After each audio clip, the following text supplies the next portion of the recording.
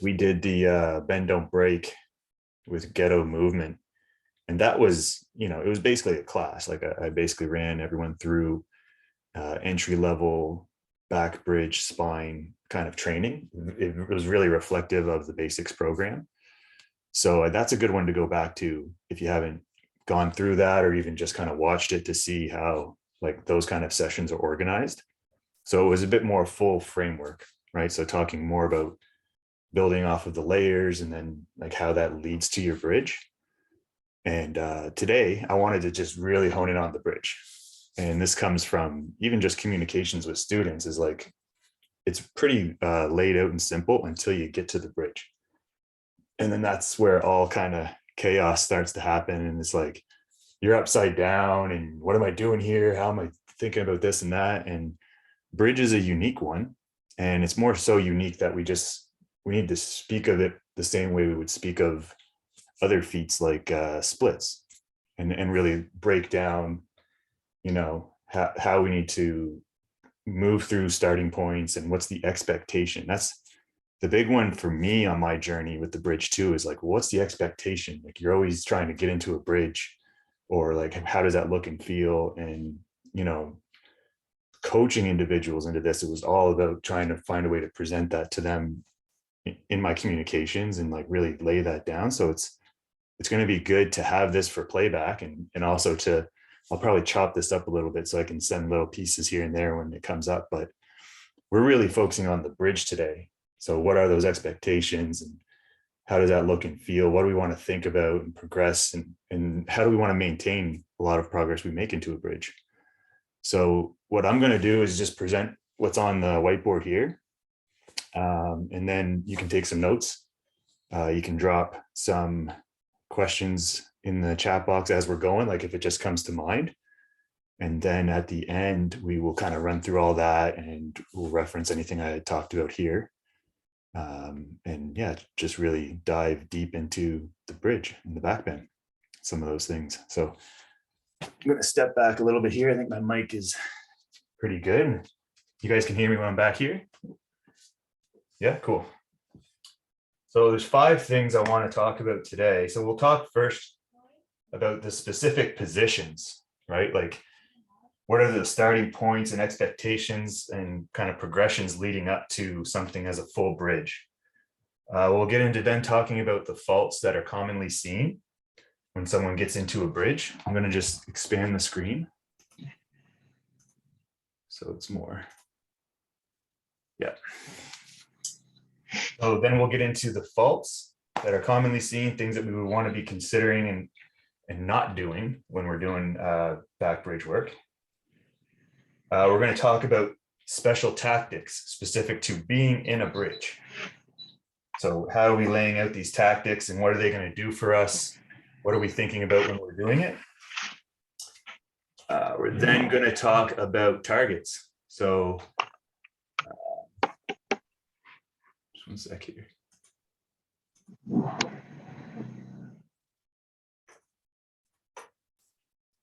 We're then going to talk about targets. I'm going to specifically isolate the elevated bridge targets because that's where most of us will be until we get to a full bridge. And we can get into topic of discussion around the full bridge a little bit more. But for the most part, as someone like training for a bridge, or if you're a coach that's like coaching someone how to do back bend in a bridge, a lot of it's going to come from being in an elevated position and talking about targets from that and what we want to be thinking about. We're going to talk then a little bit more in regards to maintenance, because this comes up a lot too. Like, and even for myself in my own journey, like going hard to obtain a bridge, it was its own journey in itself.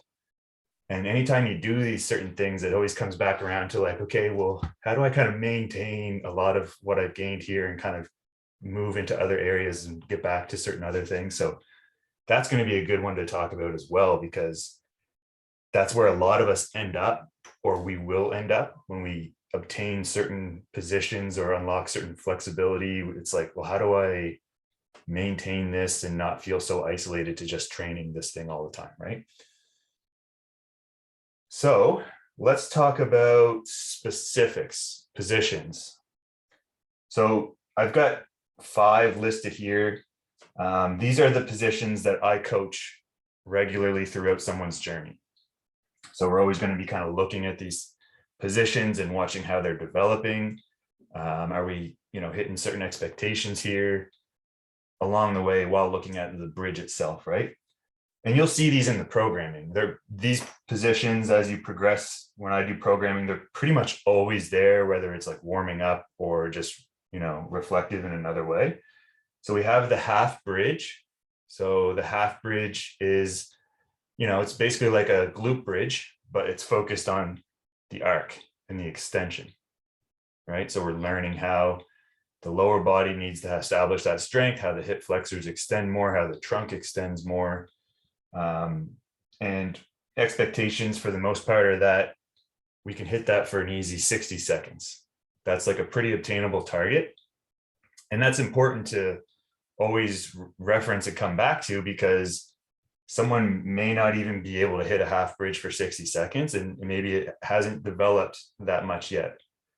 The focus of training won't necessarily always be on that, but it's important that we keep reflecting on how that's looking and feeling, right? So oftentimes when someone starts getting a little trapped and I'm coaching and, we're going back and forth, it's like, well, let's take a look at the half bridge again here. And it's, regressing back to the basics. Like, how is this shaping? Do we even have a really good foundation here? And sometimes that's kind of the key, right? Is like coming back to these other regressed positions and ensuring that we've like established a good foundation. So the half bridge, we're looking to find our ankles with the hands. And again, this is just like a good demonstration of a little bit more ownership of that arc. We can use straps to express that as well too, but mainly we're looking to find the hips in as much extension as possible when we look at that shape. And the capacity to hold it for 60 seconds is a good time frame to be thinking about for that. So then we have the low bridge position. So the low bridge position, it basically now just takes the half bridge and it brings us into an actual hand isolated, our upper body isolated position. So now we're bringing the upper body into the picture. And it's so important to like start here, because we can get an understanding for what it's like to just be upside down, right? And that's the thing, is like, we're not going to just jump into a bridge and like know what's going on. We can start in this lower position, get the hands in the right position, talk about what the expectations are there. And why the low bridge is so good is that for the most part, if someone's, their wrist is, up to par, and a lot of these other positions are fine and well, everyone will kind of push to a mid position in the bridge. And that's the body's way of finding its easiest position. And like in any stretch, the body tries to find its easiest position. The low bridge forces you into this hard, isolated position, helps you condition the arms, the shoulders, the upper body. So it's very important, especially for individuals that can't get themselves into that elevated bridge, which is harder. We'll talk a little bit about the elevated bridge. It really helps condition that bottom strength position. It's accessible, so you don't need special equipment or a special training partner all the time. A lot of back bridge practices in group settings involve a lot of spotting and things like that, and we don't have access to that, right? So we're trying to come up with strategies where we can best make the most of our training without some of those specializations. And it really just teaches us that bottom range strength.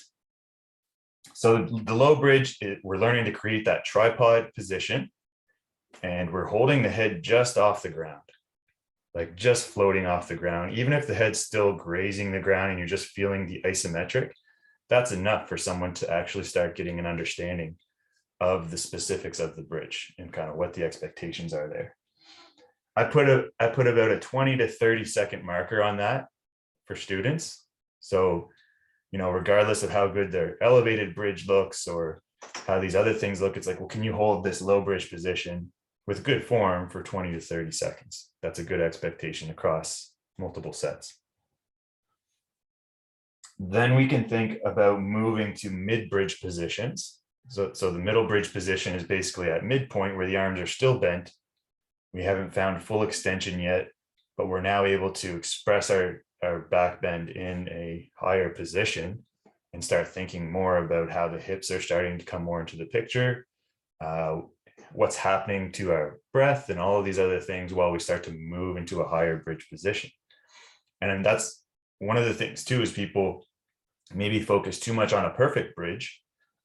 And that's the goal, right? Like if you really want to obtain that feat, full bridge from the floor, straight legs, nice arch spine, we get a little too focused on that perfection. And the mid bridge is still a great tool for us to spend time working on and just working on the details of the bridge. It's still helping the strength. It's giving us a chance to evaluate from mid, are we learning that we can actually extend a bit further? And sometimes it helps individuals that are from the floor start learning how to move from mid to fuller extension. Or even some of those, we're going to get into tactics about partial range push-ups and things like that. So like a mid bridge has all of these tools that gets carried into like other avenues or different ways that we're going to kind of progress the bridge. So mid bridge, you can look at around a 30 or 45-second time frame as like a solid foundation to hold that. And then we would be now getting into elevated positions. And the elevated bridge is like, it's a big confused topic because it's not laid out super clear as to like, yes, okay, it's better to elevate a bit higher because you're going to be able to get more access into T-spine, into your upper back. You're going to get in a better shoulder position, but it's way more difficult to get up into that range. So the higher we elevate, the more strength we have to push ourselves up. So it's always a conundrum with people. It's like, this is supposed to be easier, but I don't have the strength to get up. So those regressions are so important to develop that prerequisite strength, the low bridge position, a lot of these statics. Best case scenario, we have someone who knows what they're doing and they can spot us. So there is, I do have a video talking about spotting overview, and I can drop that later if you guys haven't found it yet, but it talks about like how you spot someone.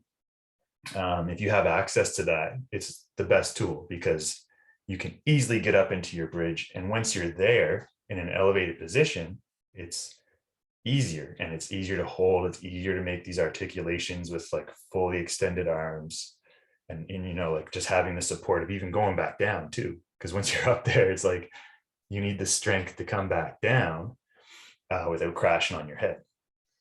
So oftentimes, if someone's established strong low bridge foundations, I'll have them play around with lower elevated bridge heights because it just gets them moving into a little bit more space. It might be more mid bridge specific, but it allows them to start thinking about how to elevate. Like, what am I doing? What am I thinking about? So a lower height is okay if we're not putting too much stress and strain on the low back and some of these other things that we'll talk about. But in terms of elevation, where to start, where to kind of go is always a question too. So in my experience and how I've coached people to kind of lay that out, so you're not just like elevating crazy super high, we can think about a mid-thigh height as being something specific to our body types, that at mid-thigh, we can still get lower body into the picture a lot more. We can get a good expression of the back and how they work together. The higher we go from there, we won't have the same relationship with the lower body and the upper body. And we really want to develop that. We really want the lower body and upper body to work in unison. So we don't want to just elevate super high so it feels comfortable. We do want to start introducing someone to how the lower body works with the upper body. So mid-thigh is a good starting point, in my opinion. Then you can think about how you move down. You hit certain prerequisites, which we'll kind of talk about in those positions. So at mid-thigh, if we hit certain targets, we can think about coming down to knee height. And then we can think about coming down to the shin. And there's all kinds of other little tricks and cheat codes to get to the floor and start working on that kind of stuff. Then we have the floor, right? So a bridge from the floor is like the ultimate target for someone who wants to achieve that ownership of the spine and the upper and lower body and extension, right? So these are the specifics you want to be thinking about throughout the journey. So there's 5 of them there. And within that, laying out these kind of time frames of like, how long can you hold that for? Is there consistency across multiple sets? How does your bridge shape look? Are you expressing certain components there? So these are kind of the main points of getting to that bridge from the floor. If there's any questions on that, you can kind of drop them in the box and we can refer to those afterwards. So now let's talk about a lot of the common faults that happen when we start getting into specific positions. So basically we'll start when the hands come into the picture, right? So we've done a half bridge, we've established good foundation there. Then we start bringing the hands into the picture. And now we have to start thinking and considering a lot of different things. So hand placement is one that you'll want to think about when you start bringing the upper body into the picture. From a bottom starting position, a more internally rotated hand is going to block us if we haven't developed full capacity strength and full elevation in the bridge. So if our hand's internally rotated too much, it's going to be quite difficult for us to start finding a more expressed length of the lats and of the shoulders. And shoulder flexion itself is most effectively expressed in a supinated hand position. So fully expressing the lats and how the shoulder moves into flexion. So we do want to think about hand position. We don't want the hands to be turned in. One really useful tip there, which is commonly prescribed in handstand training as well too, is index finger facing forward. That's one way you can identify a good landmark for someone. It's like, well, how much should I turn out? How much should I be thinking about hands turning in? That tip there, index finger facing forward, gives you just enough of a little externally rotated hand where you're not going to trap your shoulders and you're going to be able to express the arm in a nice flexed position that we're looking for as we move up into the bridge. Weight distribution. So I was talking about in the elevated, wanting to have the legs really involved. And this is one of the faults that comes up quite commonly is when we start getting up into a bridge, we try to push all of our weight into the upper body because we want to have this nice shape. Well, the shape isn't going to develop over time if we don't have the weight distributed relatively evenly through the lower body and the upper body. So we want the lower body to be strong. We want to feel like we have some capacity to make decisions with the lower body. So about 50-50 or 60-40 upper and lower is a good weight distribution to be thinking about in low, mid, and elevated bridge positions when you're at the start and you're trying to open up your spine. We're trying to lengthen the spine. We want the spine to cooperate. I need my lower body to be involved so that when I'm thinking about moving back and forth, I understand how my lower body works. And that's where a lot of the disconnect is when you get into a bridge, we are putting so much weight into our upper body that we kind of forget about the lower body, right? And getting up into that elevated bridge position, or even when you're spending time in low bridge or middle bridge, we want to have a lot of the same strength capacity that we were developing in that half bridge position. So we want to feel like we can press the legs down. We want to feel like we can shift the weight back and forth and understand how the hips extend. The hips do not extend if the legs aren't working, right?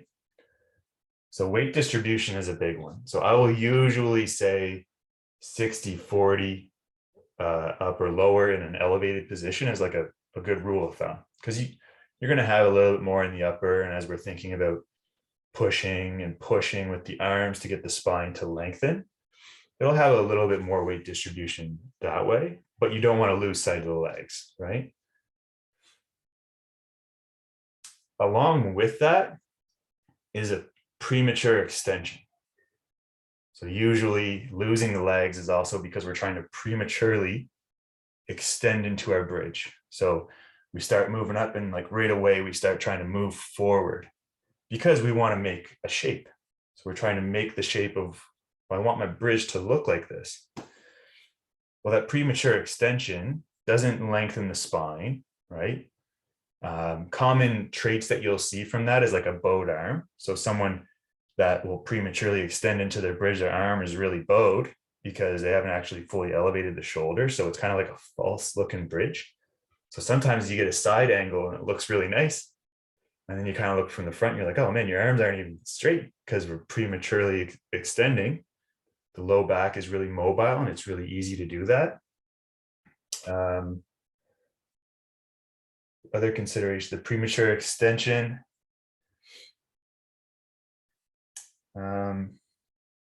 There's one thing I'll come back to on that.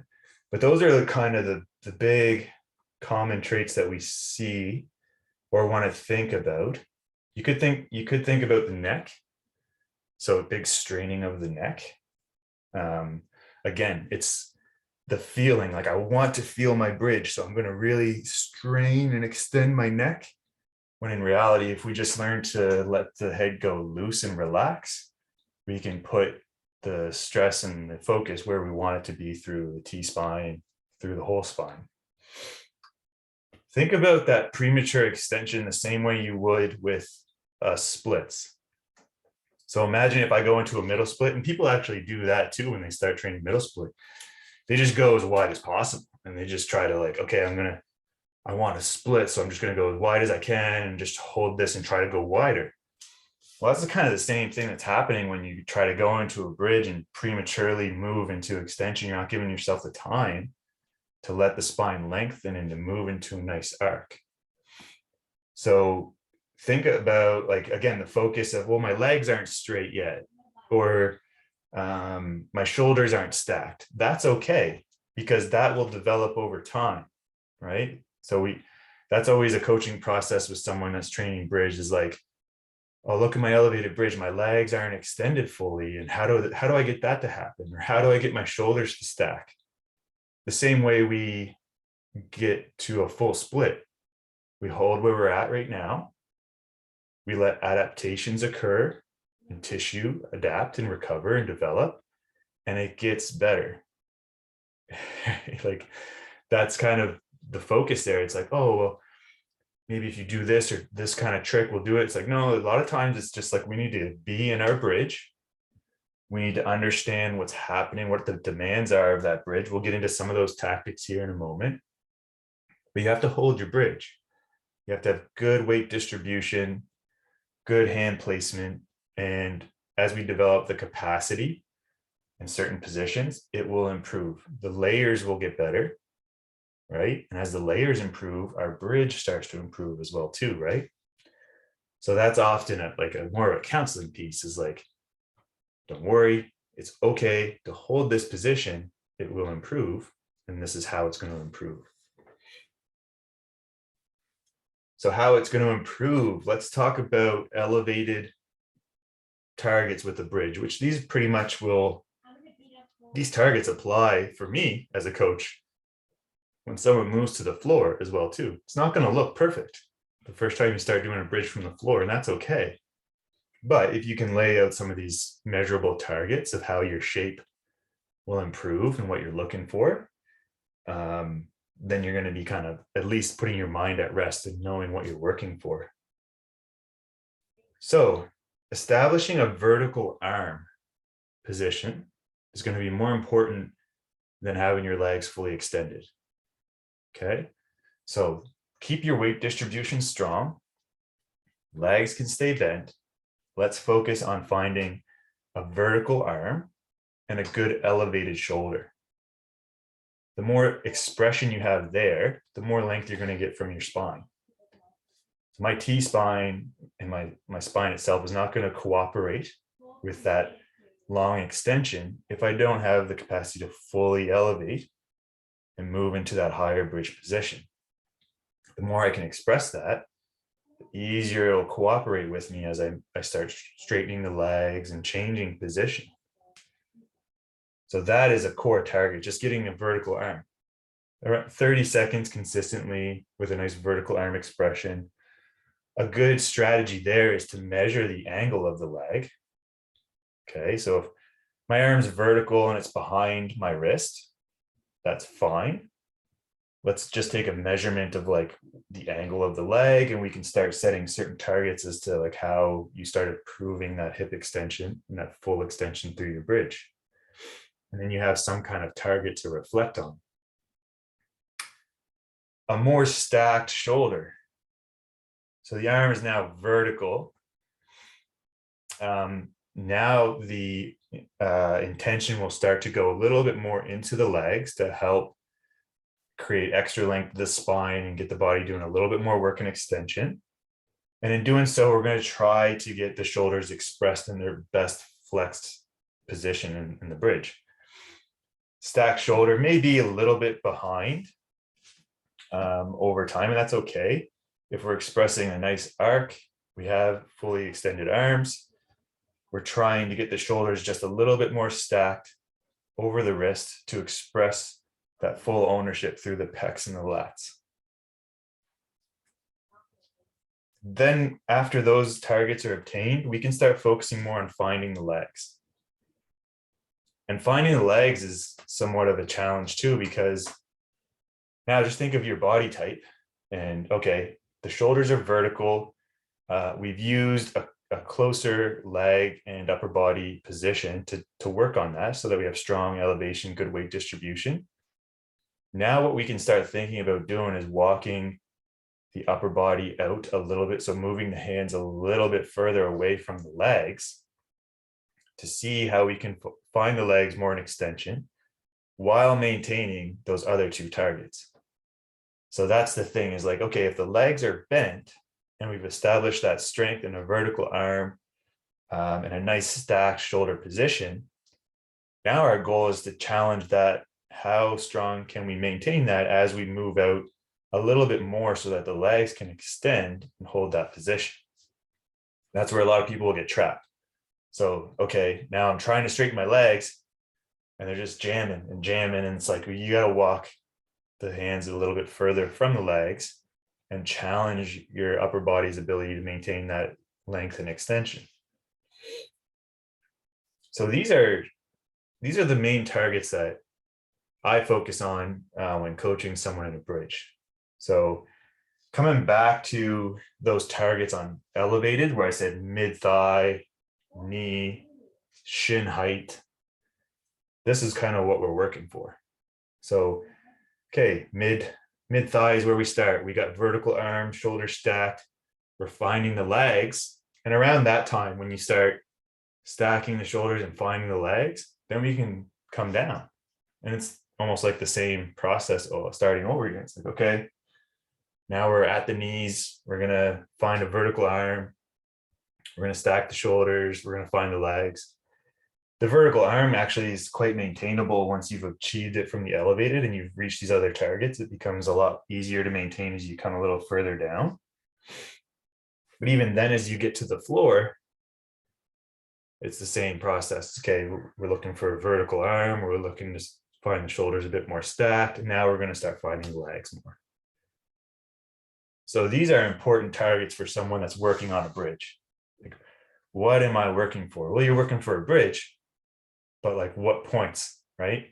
And this is we talk about this a lot in splits. Like level 1 is here, level 2 is there, and you kind of start getting ideas of what kind of targets you can work, like hold a long lunge for this amount of time at this long. And like people need those targets and understand where they're at, or else you just feel defeated all the time, right? So this is a really good way to think about it. And, you can add more spice to that. Like when you start working from the floor, I mean, there's so many more things that you can do with the bridge. If you go to the exercise library in the collection course, you'll see some rotations in bridge. So, now you have the capacity to start thinking about rotating in internal rotation and playing around with a lot of movement options that you have. This would be kind of more symbolic of laying that foundation.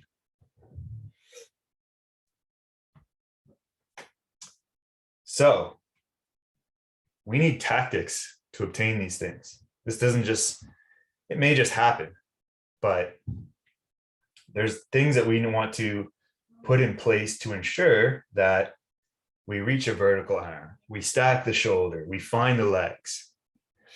And number one for me is breathing. So if we've had a discussion on the training app or about bridge, we've probably talked about breath. And most people just like, it's number one. When you start getting in bridge positions, you're holding your breath for dear life. It's like, so it's a whole coaching process now to find the breath. And you don't want to necessarily overwhelm someone with that. Get them happy and in a bridge and feeling good. Now let's talk about the breath and what we want to be thinking about here. When we think about breathing and how it relates to the bridge, we're thinking about expansion and compression of the rib cage. So we really want to leverage that to move our spine. So as much as it's also about relaxing in your bridge and learning to actually breathe so that you can relax, we want to leverage the capacity to expand and compress our rib cage, as parts of the rib cage are attached to the spine and the thorax specifically. As we capitalize and optimize that, will cooperate more. Okay, so that's one of the things that becomes a little obsessive when we're in a bridge too, is like, we're always looking for the next T-spine exercise that's going to make our bridge open up. So, you're maybe doing all these like layer exercises or, stretching the crap out of your lats. But when you're in a bridge, you're not breathing. So not all of that becomes useless because we can't put it into action when we're actually in our bridge and get the spine and rib cage to move. So how you should leverage that in a bridge position is on your inhalation, we expand, right? So think about taking your breath in to expand your rib cage as much as possible. And on your exhale, when the rib cage expands is when we should be getting some opening and some length. On the exhale, as we compress the rib cage back down, the diaphragm relaxes, we can think about moving more into extension and see what more length the spine is giving us. So oftentimes when someone starts getting to a fully elevated bridge for a vertical arm, I'll send them notes about how many breaths they should think about taking rather than how long they should hold it. So, okay, it's great. Like Hugh, say that we're talking, okay, that's awesome. You just hit a vertical arm. Now it's about 20 seconds. Next session, I want you to get up in that vertical arm elevated bridge. I want you to think about taking 2 to 3 breaths this way. So big inhalation, expanding the rib cage as much as possible, long exhalation. And in that long exhalation, we guide the shoulders with the legs because we have good weight distribution and it's guiding the shoulders. So it's not forcing them, right? So on that exhalation, there's a re-cue to elevate the shoulders so that we have a nice open T-spine. And then we exhale slowly and just guide a little bit. Like it doesn't have to be a lot. Like what is your spine going to give you? And then you repeat that. So like 2 to 3 breaths, that's a great cue when you're in your bridge. And then you're not thinking about holding for this long. It's important to hold for a certain amount of time.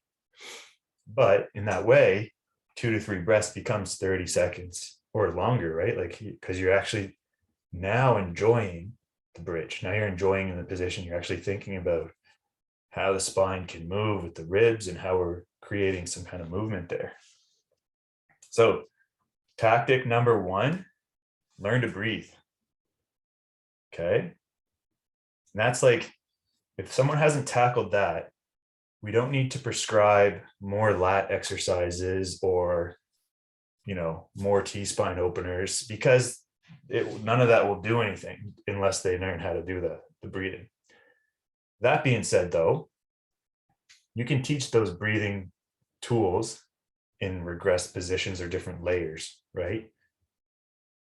So if I'm in a hanging back bend, I can teach someone to breathe there, because maybe it's becoming too challenging. I can't find my breath. This is too intense.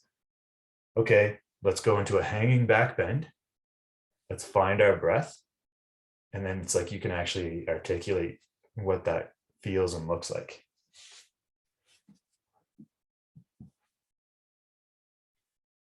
So tactic 2, partial push-ups. So Sean, I don't know if he's on the call or not, but he posted his bridge set from this week, I think, in the community, and he's doing a partial push-up. His bridge has like opened right up recently. Like he couldn't do a low bridge when he started, right? And if you go look at that video, he's got this big reach. And someone like Sean, he really learned and mastered a lot of the breathing and relaxing in his bridge, and that really was the key for him. But we're using partial push-ups now so that he can, you get your breathing down and you're seeing what the spine will give you, but now we'll facilitate some movement for that. So facilitating movement, moving in and out of your bridge position. Okay, so we can open and close the shoulder. Doing so with a slightly bent arm will be easier to articulate for someone rather than the straight arm at the start, because the bending the arm allows you to close a little better, little protraction in the shoulder, find your elevation, come back up, and then they can actually induce some strength as well. So the partial push-up is now we can be leveraging that to, again, find more extension.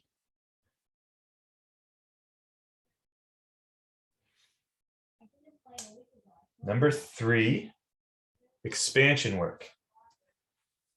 So expansion work can be a lot of things, and you can probably already think about what that might look like, but you'll see in my programming, just a lot of the basic expansion work is a spine flexion stretch.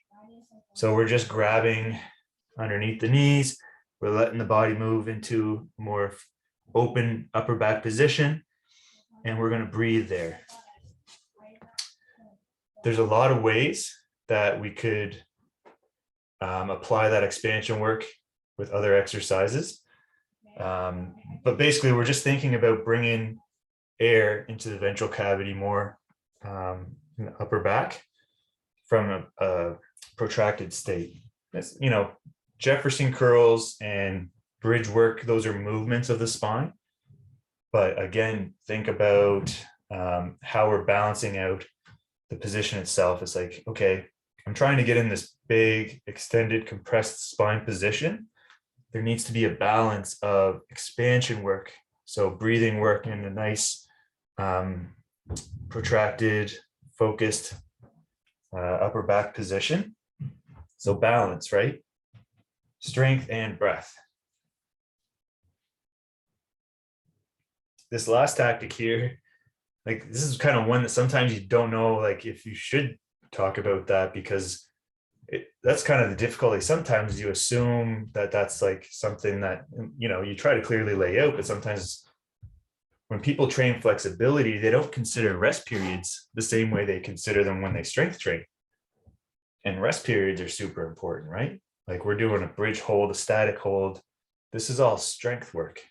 It's flexibility training, but it is strength training. So we need to rest. So oftentimes I'll get a video of set 1. Oh man, that looks awesome. Set 2. Wow. Where did the bridge go? How long did you rest for? Well, 15 seconds. Okay. Let's expand that, to 60, 90 seconds. Like, give yourself the same rest period that you would with strength training, because it's just a very dominant strength movement, especially the bridge. And even being more strategic there, think about expansion work between your bridge. So we're trying to complement all of this extension work by bringing air up into the thoracic cavity, learning to expand so that when we come back up, everything will be a little bit more open and just accessible. So those are some tactics. And I'm sure like there's some of you here on the call that maybe you have other tactics that you use. We could maybe talk and share a little bit more about, but it's important to have these kind of tactics, like, measuring how it looks and how much time you can do it for and how many reps. Those are important, but tactics to express the range is even more important. So the last thing here that we'll talk about is maintenance, because this comes up a lot. Like maybe, and again, a path to a bridge won't be a linear straight line, just like splits. There may be periods where you got to step away from it for a bit because it's becoming a little daunting. It's like, and I've done this with splits before too. It's like I've trained so hard, I just need a mental break and take a month or two off. What can you do to kind of maintain all these things you've been working on? So I did identify a mid-thigh elevated bridge as being a very accessible elevated bridge kind of standard. So at mid-thigh, for most of us, we can have the legs in the picture more. We can express a really nice arc of the bridge. We can get a lot of access into the T-spine, and you won't feel as pressured to go right to the floor as much. Think about reversing the shape with something like a hanging back bend. So hanging back bends are great because it's a bridge from a hanging position, right? So pulling you into the bridge. It's a great way to maintain work with the bridge. A lot of the layers that you see in the programming, also just having those kind of chunked in through different parts of your programming. Cross bench pullovers could be one that we use to maintain 25 to 50% body weight. Good number to maintain just like strength through shoulder flexion and extension. But the two main ones that I usually hone in on for maintenance are mid-thigh elevated bridge and hanging back bend. So hanging back bend, hip stack, shoulder stacked. If we've done a lot of the groundwork here, it shouldn't be too hard to maintain those two and not affect other training. Like if you see my training being more squat focused, strength focused lately, this is how I'm maintaining a lot of my bridge work. And I can get up into an elevated bridge, mid-thigh, and just kind of apply a lot of these applications quite easily. So these are the big five for breaking down the bend. Okay, so know your specific positions, what the expectations are of that. Be able to identify faults when you're in your bridge. So hand placement, premature extension, weight distribution. Know optimal tactics for training bridge, breathing, partial reps, expansion work. Like, are you doing enough expansion work? Maybe that even just has to become more of the focus for some individuals. Have your targets laid out. Your bridge isn't going to look perfect, and that's okay. Vertical arms, stack shoulders, finding the legs, right? So kind of laying out that step-by-step kind of component. And then maintenance. How do you maintain a lot of the things that you establish on a back bend, back bridge journey? You know, it's nice to have those targets where you're like looking for that ownership of like a full back bridge expressed, you know, with the best extension of the spine and the hips and everything. But then it's like, how do you put that on maintenance mode where it kind of, you know, isn't going to put you out or affect a lot of other training variables?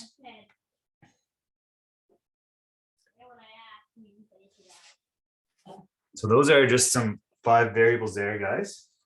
I'm going to open up for some Q&A.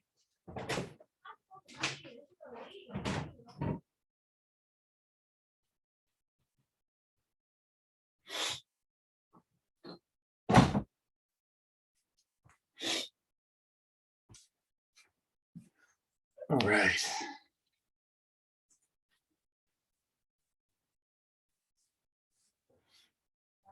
All right, so Melissa, for getting elevated, I've seen discussion about stepping up while already in a bridge. Find freedom in the legs and hips to be able to move into the bridge. So you can start with legs on the box, that's fine. Depending on the height of your elevation, sometimes easier to start in like a low bridge position and then kind of step onto a smaller elevated height. But starting on legs onto the height is just as well, just as fine. And find freedom in the legs and hips to enable them to move into a bridge. So what are we looking to do in the legs there? We're finding hip extension fully, right? So what actually balances a lot of bridge work out really nicely is having the sagittal plane work intact, front splits, they pair really nice together, but those are also measurable targets for the hips. How are you doing on that kind of stuff? Like I would be looking at if the hips are really behind and struggling in the bridge, I would be examining more of your sagittal plane flexibility work and just making sure that there's a balance there. And that's why it's nice to have those targets in all areas. And then you can kind of identify. Does that help? So I guess to clarify, when I'm in the bridge, I can start on a box with my legs on the box, but I notice if I start on the floor with the intent to step up on the box, my legs kind of don't move. I have trouble actually, they almost feel like they're stuck on the ground to actually get them up on the box. And I'm just wondering what is that? And I know that's not the main objective of the endpoint bridge, but I'm wondering what is the limitation that's when I look at you in the video, basically, okay, you just step one leg, the next leg, but I have trouble. Sometimes I can get one leg off the ground, but to step up on a box seems very difficult. So I'm just wondering more about that particular movement. That's just strength. That's just strength in your bridge. Like to be able to hold a bridge with the legs balanced, not something that I would be too worried about yet. Like, okay. If anything, I just need to shoot a new video where I don't even talk about stepping up on the box. It's totally fine. Like if, you know, you're presented with those 2 options, the intent is just for you to choose the option that's easiest for you. And elevated bridge is one of those ones where you need to have all the options because a lot of people just troubleshoot in different ways. And sometimes the step up is what they need. Maybe they're more strength dominant. And sometimes starting with your feet already on the box is even better. So yeah, I wouldn't worry too much about that. Like the thing about the bridge, there's so many options there once you understand all the basics and the foundations of it, is like a single leg bridge is part of the journey. So if you wanted to learn how to do a walkover or a kickover, we need to start holding a single leg bridge. You need to start learning how to be on one leg and maybe learn to kind of step and things like that. So at some stage, that may be something for you to work on, because like once we start hitting elevated bridge targets and maybe we're working towards the floor, that's where it becomes interesting. And if you want to dive into that exercise library, it's in the collection course. There's some different ones there, like 1-arm bridge, single leg bridge is another one you can work towards. And these are just like different strengths. It's fun to be able to play and work on those things, but where do they take you? It's like then working towards different skills in your bridge, right? Right. So yeah, like I wouldn't worry too much about that right now. Like if our goal is just to get into that nice elevated bridge shape and get that strong, then if it was kind of like, okay, I want to explore where I can go with this, well, we can start getting into single leg shapes and, things like that. And then we know what the need is for that. So, Okay, thank you. yeah.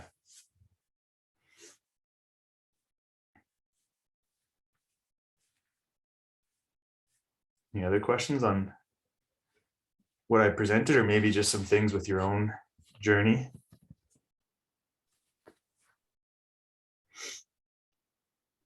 Bridge is one of those ones too, where some individuals are kind of already accessible in the position. So I can get into a bridge.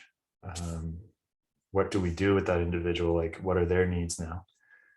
So is the bridge really low back dominant? Is this, that they feel very confident getting into a bridge position? Are you looking at the shape, and are you looking at, how the spine is arched, and is it more bent and broken in the low back? Whereas, that can be a whole coaching process too for someone who is really used to low back dominant bridge work. Because they feel like, oh, I feel really good and it's really easy in my bridge. And then it's that process of coaching them through how you want the spine to look for them, and how you want the upper back to come into the picture, which is, coming into elevated positions, learning to breathe, learning how to get into the upper back.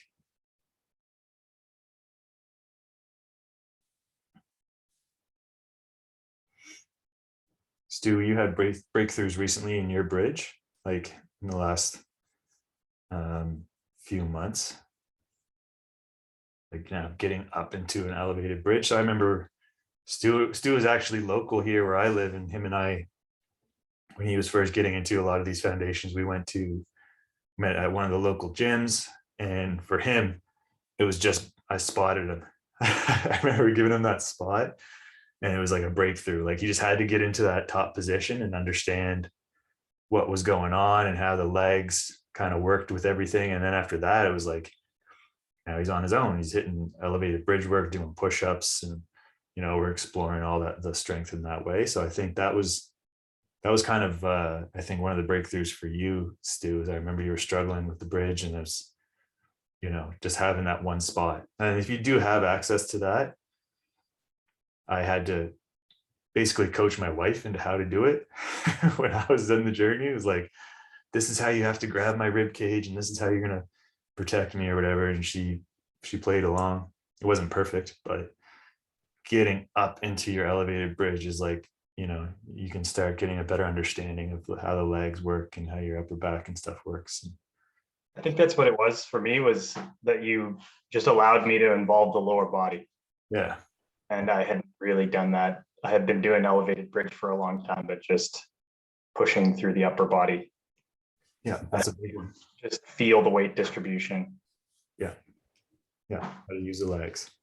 And then the other thing too is that when people will use the legs, they're just using it in extension, trying to push and extend. But in reality, when we're still in those starting points, it's pushing down. Push the legs down, push the legs down, keep that balance, and let the shoulders kind of open up and elevate better.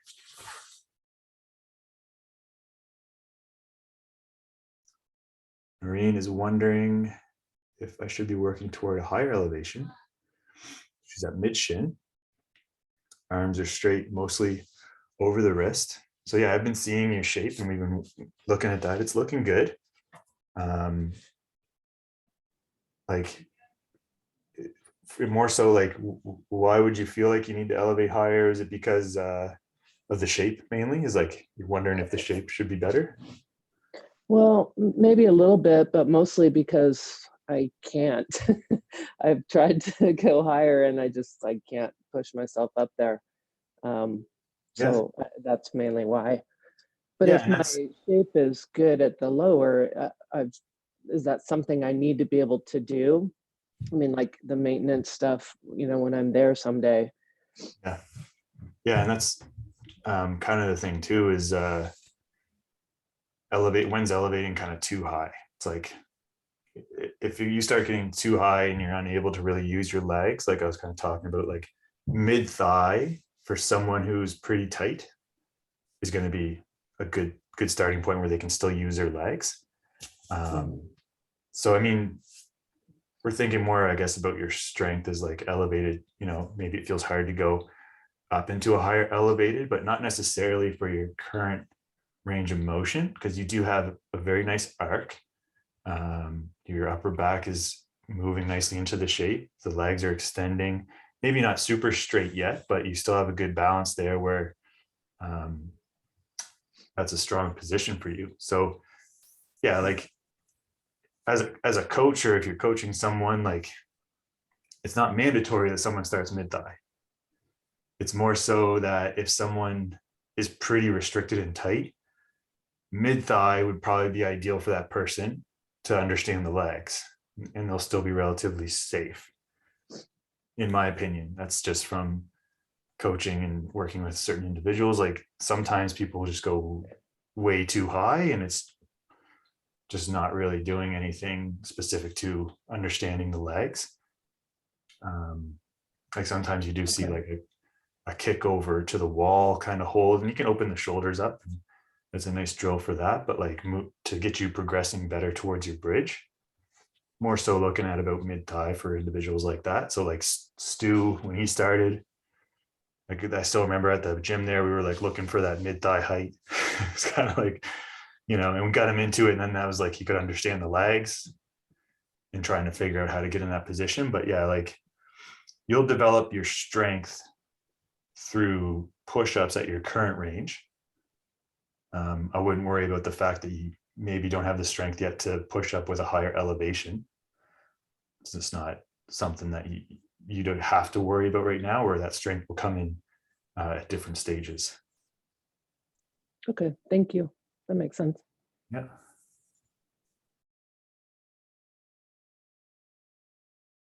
I think I went the other way and was really high off the bat because I could force myself up there, which took the lower body out of it a little bit. And yeah, and then that after I got the lower body figured out, it was how do I get the shoulders stacked at a lower height of my feet? How do I keep that shoulder extension and not break my my shape and not take my legs out of it?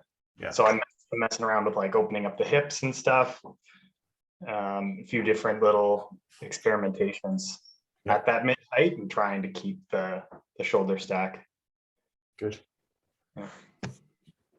Tammy's one just has a bit of a fear issue with her low back.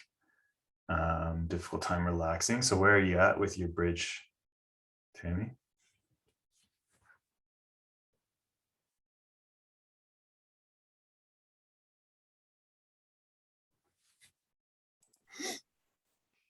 I'm still working on the low end bridges and the half bridge. Still there, even at that point, because of the strain, it just, I have a hard time relaxing after that injury. So Yeah. it's So difficult. yeah, so this would be, I get a bit more of a coaching process for, your individualization. There's, an old injury there that we're working through that we don't need to force a bridge position anytime soon. Keeping the layers there is kind of what I always talk about, is having the capacity to understand how to train the spine and extension, and training the hip flexors, and, working the upper T-spine and the shoulders. Like that's the primary focus. So if we're in low bridge positions, that's great. If we want to start thinking about expressing fuller shapes, we can think about things like, and I was talking about with the maintenance work, and like a hanging back bend could be a good starting point for you. If you're in the cobra positions, that's feeling quite comfortable, and maybe we can start thinking about a suspended cobra and then hanging as well. Like there's many different ways to leverage the foundations of the back bend without actually feeling, I guess, the pressure of having to do a back bend, right? So that's where, you know, the discussion needs to be had is like, well, do you need to do a back bridge? Do you want to do a back bridge? If you want to, it's like, okay, I really want to, then we can get there for sure. But if right now it's like just having the foundations there and the layers of all those strengths required, then that's just a matter of making sure those targets are identified as like what you need to be working on. So yeah, that would be something we could probably talk a little more offline about, is like, if you're not getting into an elevated bridge or have any interest anytime soon because of a low back injury, well, here's some other ones that we can focus on. So I would be thinking about the Cobra position, working towards like some suspended shape kind of static strength there. And I would be thinking about hanging back bridge and complementary work with that as well, like the expansion and flexion work, like just making sure that we have that balanced out. So we can explore that a little more offline. All right, thank you. Yeah. So Daniel's asking about elevating the hands and bridge work. So it's, I mean, that's an interesting one. It's kind of like the same as elevating your legs in a way. It becomes, okay, now you're just elevating the other side now. And we're expressing our bridge that way. Like it's not like gonna, I guess, do something really different except for just elevate the opposite side of the body. So now we're elevating the bridge this way, we're elevating the bridge that way. One might be a little harder to press up into and to do different work from, but it's not necessarily something that's doing anything drastically different.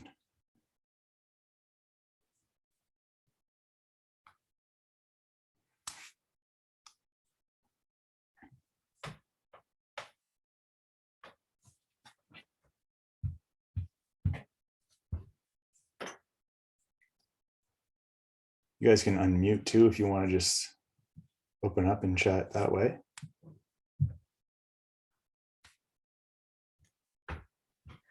I have another question in terms of elevating. If we feel we're having a bad day to get on to elevate, sometimes my strength cooperates, sometimes it doesn't. Is it fine if we have a couch or a box to start higher and actually bring ourselves down if we don't have a spotter at home? You know, I have a couch with an armrest and that kind of goes under my back. Is there anything, an issue doing that? No, not at all. Like that's, so strategies for elevating, like that can go deeper, but I have seen a lot of interesting setups with trying to elevate, see an arena. So one in particular is interesting. Someone had like the aerobic steps. So they had like a bench like I'm sitting on now, like knee height, and then they set up aerobic steps below that in a way that they were kind of able to elevate their body and press up from there. So there's a lot of different ways you can do it. Like I've also done, like I'm on a flat bench right now I'm sitting on right now. You can basically just lay on the bench, and if you're comfortable, just kind of fall back and walk, like let yourself be more supported and walk back that way. Couches work. Basically just think about being on a whole surface with the whole body, and you're then just kind of draping the body down. And so, yeah, there are other ways you can strategically get into an elevated position without a spotter for sure. So if that's something you want to play around with, then you could. Okay, thank you. Yeah. And that's a good strategy too, is thinking about, okay, this happens oftentimes where an individual has had a recent breakthrough. So say they're going from mid thigh to knees. Now we're training from the shin, but the bridge is like, it's not going to be there all the time, right? Like even week to week, if we're only training our bridge once a week or once every 5 days or whatever the rotation is, we may be holding tension differently that day for whatever reason. So think about the regressed positions as like weight on the bar, right?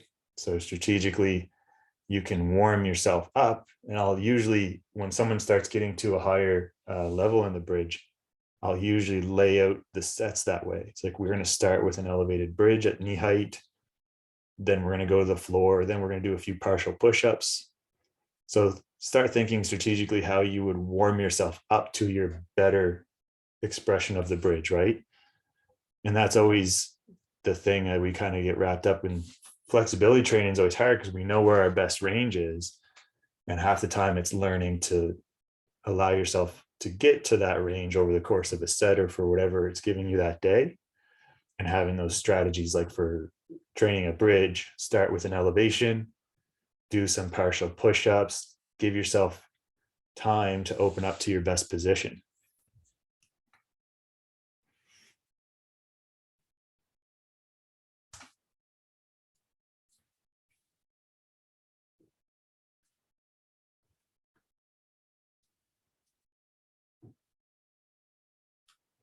So would you guys find that helpful, having that stuff laid out, kind of at least get the brain thinking more around like all the pieces, like once you get to the bridge, right?